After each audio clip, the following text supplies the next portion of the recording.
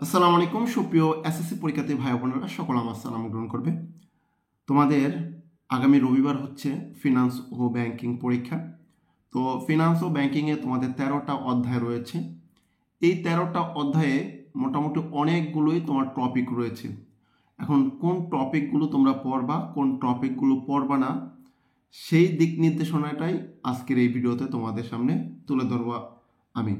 তো তোমাদেরকে একটু রিকোয়েস্ট করব, এখানে তোমাদের থেকে একটা মতামতই জানতে চাবো। সেটি হচ্ছিল তোমার 3টা অধ্যায় থেকে তোমার ম্যাথ থাকে। এই 3টা অধ্যায় তোমার কমপক্ষে মোটামুটি 15 থেকে 20 নাম্বার তোমরা কভার করতে পারবা এই 3টা চ্যাপ্টারের মানে অঙ্কগুলোর সমাধান করেই। তোমার 5 নাম্বারটা শুধু এই অঙ্কগুলো সমাধান করেই করতে পারবা। আমি চাচ্ছিলাম যে তোমাদের শুক্র শনিবার এই 2 দিন 2টা ক্লাসের মাধ্যমে তোমাদের এই 3টা চ্যাপ্টারের অঙ্কগুলো সমাধান করে দেওয়া, বা যারা একদমই পারো না বা অঙ্ক করেই নেই বা ধরতেই চাচ্ছ না, তারাও যাতে এই 3টা চ্যাপ্টার থেকে যে অঙ্কগুলো আসে অনায়াসে যাতে দিতে পারো, এই কারণে 2টা ক্লাস করতে আমি চাচ্ছি। যদি তোমরা আমার এই ক্লাসগুলো চাও বা তোমরা যদি আগ্রহী থাকো, তাহলে এই যে ভিডিওটা দেখতেছো এটার কমেন্ট বক্সে অবশ্যই তোমরা জানাবে, আগ্রহী লিখে জাস্ট কমেন্ট করলে হবে। আর ভিডিওতে অবশ্যই একটি লাইক দিবে। তো চলো আমরা এই সাজেশনটা দেখে আসি। প্রথমত প্রথম অধ্যায়, এই অধ্যায় থেকে মোটামুটি প্রশ্ন আসে, পূর্ব এসেছে, এমন হতে পারে যে রবিবারে তোমার আসবে। তো এই ক্ষেত্রে এই চ্যাপ্টার যে অর্থায়ন ও ব্যবসায়ের অর্থায়ন, এই চ্যাপ্টার থেকে যেমন অর্থায়নের শ্রেণীবিভাগ বিশ্লেষণ করো, এটা নিয়ে তোমার একটা প্রশ্ন থাকতে পারে। তোমাদের ফিনান্স ও ব্যাংকিংয়ের প্রথম অধ্যায় দ্বিতীয় অধ্যায় অ্যাডজাস্ট করে একটা সৃজনশীল হয়, এরকম নিয়ম আছে, ঠিক আছে? তো এই ক্ষেত্রে তোমরা এই টপিকগুলো ভালোভাবে পড়বে, যে অর্থায়নের শ্রেণীবিভাগ বিশ্লেষণ করো, আরেকটা হচ্ছে অর্থায়নের নীতি ব্যাখ্যা করো। এই দুইটা খুবই ইম্পর্টেন্ট। তাছাড়া অন্যান্যগুলো পড়বা, যেমন আর্থিক ব্যবস্থাপকের কার্যাবলী ব্যাখ্যা করো। তো এই জায়গায় 3টা পয়েন্ট তোমরা পড়বা, প্রথমে এই 3টা পয়েন্ট পড়বা, তার পরবর্তীতে অন্যগুলো পড়বা। এটা হচ্ছে প্রথম চ্যাপ্টার। তারপরে আমরা দ্বিতীয় চ্যাপ্টারে হচ্ছে অর্থায়নের উৎস। এটা খুবই গুরুত্বপূর্ণ। প্রথম চ্যাপ্টার এবং দ্বিতীয় চ্যাপ্টার, এই 2টা চ্যাপ্টার মিলেই কিন্তু তোমাদের একটা সৃজনশীল থাকবে। তোমাদের 11টা সৃজনশীল থাকবে, সেখান থেকে তোমার 7টা সৃজনশীল অ্যান্সার দিতে হবে। তো এই ক্ষেত্রে অর্থায়নের উৎস ও শ্রেণীবিভাগ বিশ্লেষণ করো, খুবই গুরুত্বপূর্ণ। তারপর হচ্ছে বিভিন্ন মেয়াদী অর্থায়নের সুবিধা অসুবিধা বর্ণনা করো, এবং লাস্টে দীর্ঘমেয়াদী অর্থায়নের উৎসসমূহ চিহ্নিত করো। এই প্রশ্নগুলো খুবই গুরুত্বপূর্ণ, এই 3টা। তাছাড়া স্বল্প মেয়াদী, তারপর মধ্যমেয়াদী, এগুলো তোমরা মোটামুটি ধারণা নিবা। তবে এই 3টা টপিক 1 নম্বর 2 নম্বর 5 নম্বর, এই 3টা টপিক ভালোভাবে পড়বা। ভিডিওটা সম্পূর্ণ দেখবা এবং ভিডিওতে কিন্তু লাইক দিতে ভুলবা না। মতামত করে একটু জানাও যাদের আজকে কৃষি শিক্ষা বা তোমার গৃহস্থ বিজ্ঞান হয়েছিল, তাদের কীরকম হয়েছে পরীক্ষা। আর আমার 100 MCQ সেখান থেকে কি কোনো কমন পড়ছে কিনা। যদিও আমি যতটুকু জানি কৃষি শিক্ষায় তেমন একটা কমন আসে নাই। আমি খুবই এটার জন্য আপসেট যে কষ্ট করে তৈরি করলাম, কিন্তু তোমাদের আমি ওইরকমভাবে তেমন একটা সুবিধা দিতে পারিনি, এই কারণে দুঃখিত। আশাবাদী সামনের পরীক্ষাগুলোতেও কমন পড়বে, আশাবাদী। ওকে, তৃতীয় অধ্যায় ছিল শেয়ার, বন্ড এবং ডিবেঞ্চার। এখানে তোমার বিভিন্ন প্রকার শেয়ারের শ্রেণীবিভাগ খুবই গুরুত্বপূর্ণ। বিভিন্ন প্রকার শেয়ারের তুলনামূলক পার্থক্য নির্ণয় করো, এই 2টা খুবই গুরুত্বপূর্ণ। এবং এই 3 নাম্বারটা তো প্রচুর, মানে খুবই গুরুত্বপূর্ণ, বলা চলে যে খুবই খুবই খুবই গুরুত্বপূর্ণ, কারণ এই পার্থক্যগুলোর থেকে তোমার প্রশ্ন আসে। এরপরে চতুর্থ অধ্যায় অর্থায়নের সময়মূল্য, এই চ্যাপ্টার থেকে একটা অঙ্ক আসে, পূর্বে এসেছে। এই 3টা চ্যাপ্টার থেকে অঙ্ক আসে, তার মধ্যে এই চতুর্থ চ্যাপ্টার একটা তোমার ভবিষ্যৎ মূল্য বা বর্তমান মূল্য বের করা। তো তোমরা যদি চাও আমি অঙ্ক করাবো, আর যদি না চাও তাহলে তো আমি বললামই, তোমাদের কাজ হচ্ছে কমেন্টে জানাবা। যদি চাও যে অঙ্কর ক্লাসগুলো 2টা ক্লাস করাই, তাহলে আগ্রহী লিখে বা ইন্টারেস্টেড লিখে তোমরা জাস্ট 2টা কমেন্ট করো। অর্থের বর্তমান ও ভবিষ্যৎ মূল্যের মধ্যে সম্পর্ক নির্ণয় করো, খুব গুরুত্বপূর্ণ। আর অঙ্ক তো আসবেই মাস্ট, এই জায়গায় তো স্টার তো তোমরা দেখতেই পাচ্ছ যে কতটা গুরুত্বপূর্ণ। প্রকৃত সুদের হার নির্ণয় করার পদ্ধতি অনুশীলন করো, এই যে প্রকৃত সুদের হার, এই অঙ্কের ভিতরে চলে যাবে, ঠিক আছে?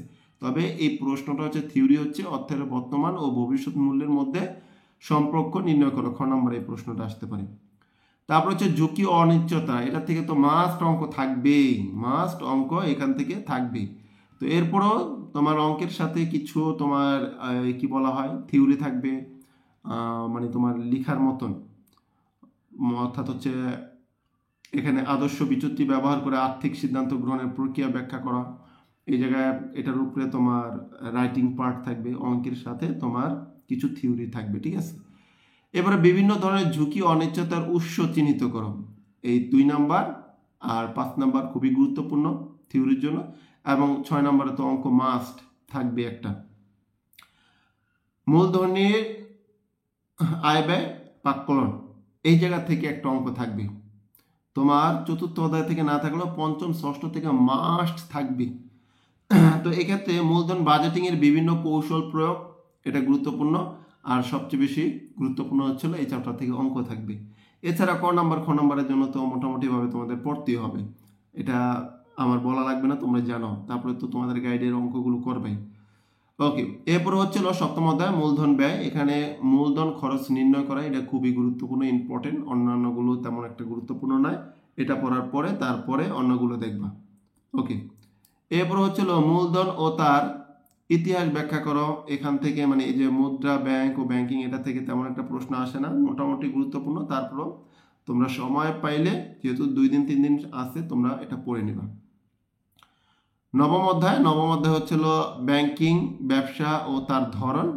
এখানে এই চ্যাপ্টার থেকে অঙ্ক আসে, অঙ্ক না তোমার প্রশ্ন আসে। ব্যাংক ব্যবসায়ের মূলনীতি সমূহ চিহ্নিত করো, ব্যাংকের উদ্দেশ্য সমূহ বর্ণনা করো, ব্যাংকের শ্রেণীবিভাগ বিশ্লেষণ করো।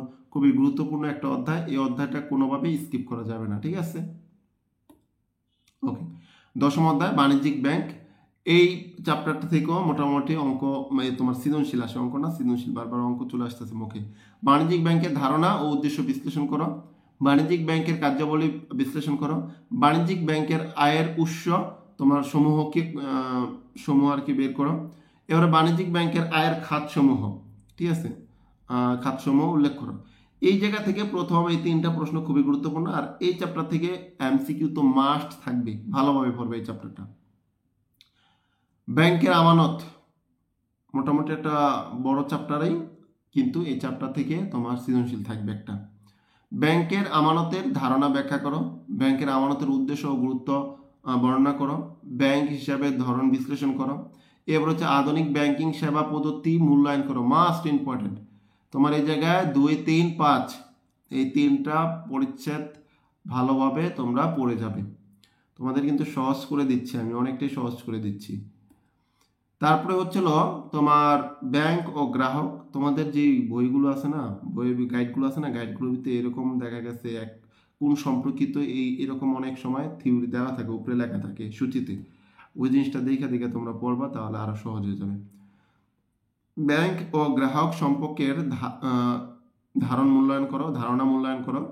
তারপর হচ্ছে গ্রাহকের প্রতি ব্যাংকের দায় দায়িত্ব এবং ব্যাংকের প্রতি গ্রাহকের দায় দায়িত্ব বর্ণনা করো, ব্যাংকের হিসাবে গোপনীয়তা গুরুত্ব ব্যাখ্যা করো। মোস্ট ইম্পর্টেন্ট লাস্টেরটা, এই চ্যাপ্টারটার এই পয়েন্টগুলো ভালোভাবে পড়বা। এবং লাস্ট অধ্যায়ে রয়েছে তোমার প্রথম যে কেন্দ্রীয় ব্যাংকের ধারণা উদ্দেশ্য ব্যাখ্যা করো, মোস্ট ইম্পর্টেন্ট। কেন্দ্রীয় ব্যাংকের কার্যাবলী বিশ্লেষণ করো। মোটামুটি কেন্দ্রীয় ব্যাংক ও বাণিজ্যিক ব্যাংকের মধ্যকার সম্পর্ক নির্ণয় করো। মানে এটা চক্ষু বুঝে লিখে নিতে পারো, যেন এই প্রশ্নটা আসতে পারে, আসবে এরকম লিখে নাও। যাও, কেন্দ্রীয় ব্যাংক ও বাণিজ্যিক ব্যাংকের মধ্যকার সম্পর্ক নির্ণয় করো। এই চ্যাপ্টার থেকে তো মাস্ট আসবে, কেন্দ্রীয় ব্যাংক নিয়ে আসবে, এটা লিখিত নিতে পারো। ওকে, তো এই হচ্ছিল তোমাদের যে ফিনান্স ও ব্যাংকিং এর রাইটিং পার্টের জন্য তোমাদের চূড়ান্ত সাজেশন বা ফাইনাল সাজেশন। 100 এমসিকিউ বা 150টি এমসিকিউর তোমাদের সাজেশনটা আসবে, আগামীকালকে দিব ইনশাল্লাহ। ভালোভাবে তৈরি করব, যাতে করে এই জায়গা থেকে অনায়াসে একজন দুর্বল স্টুডেন্ট কমন পায় এবং সেক্ষেত্রে 5 নাম্বারটা তার যেন ওঠে। এইভাবে ইনশাল্লাহ সাজেশনটা সাজানো হবে। তো যারা নতুন এসেছো চ্যানেলে, বরাবরের মতোই চ্যানেলটি সাবস্ক্রাইব করে রাখবে, ভিডিওতে লাইক দিতে বলবে না।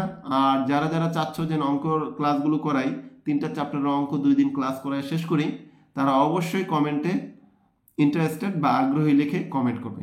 দেখা হবে ইনশাল্লাহ পরবর্তী ভিডিওতে। সে পর্যন্ত আল্লাহ হাফেজ, আসসালামু আলাইকুম।